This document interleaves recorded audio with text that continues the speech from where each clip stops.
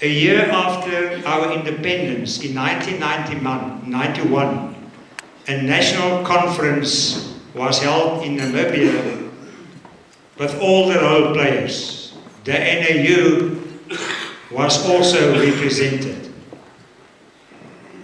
And the good thing is, at that national conference, consensus resolutions were taken with regard to a lot of issues.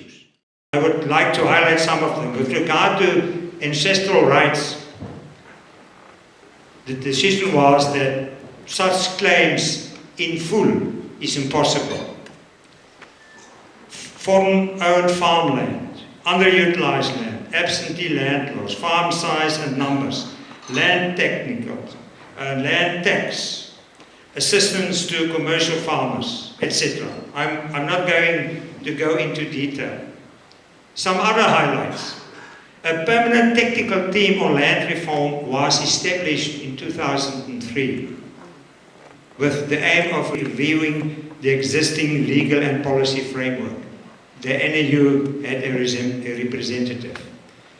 A land reform advisory commission was established some years after this to advise the minister on the process of land reform. The NAU has 2 representatives. A National Land Reform Forum is another platform to promote broad participation. The NAU is also represented. Other things of critical importance. The NAU involved its members right from the beginning. They were part of the discussions and part of the process. NAU gave its commitment to land reform. The NAU is recognized by our government as the representative body of organized agriculture. There is a positive relationship and trust between the government and the NAU. The NAU has made several positive contributions to the government with regard to land reform. In an effort to maintain the production levels, the NAU support the emerging farmers by way of mentoring schemes, etc. The NAU developed a software program to capture all the transfers from previously advantaged to previously disadvantaged farmers. So we have a database. It was an initiative of the NAU. I can go on. Let I conclude. The government, our government, at several occasions confirmed that land reform will take place within the legal framework.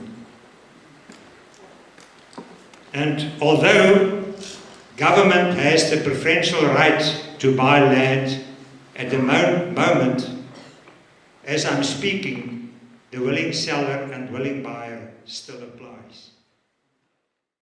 Another example, under the leadership of Mackie Snyder some years ago, a rangeland policy and strategy was initiated, presented, submitted to government, approved by government, and at the moment, government is busy together with the NAU to implement this policy as a national policy and strategy.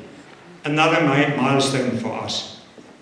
At the Congress a week ago in Windhoek, 2 of our honorable ministers attended the Congress. The Minister of Agriculture, Honorable John Matorva, started with, the NAU is a reliable partner in implementing socio-economic policies. Ladies and gentlemen, what does it tell you? In conclusion, some of us might think that we can threaten or change government's actions by taking them to court. If we do this, we might run the risk of alleviating government. The political sentiments in Southern Africa have changed. We can ignore the changes or we can take ownership. We have to accept that government must be an important partner. Our challenge is how can we influence and play a role in the decision-making process of government. We must at all times strive to nurture and build positive relationships with strategic partners, role players, and especially the decision makers, the government. The role and function of organized agriculture is more important than ever before. We need a competent organization and leadership with a positive attitude.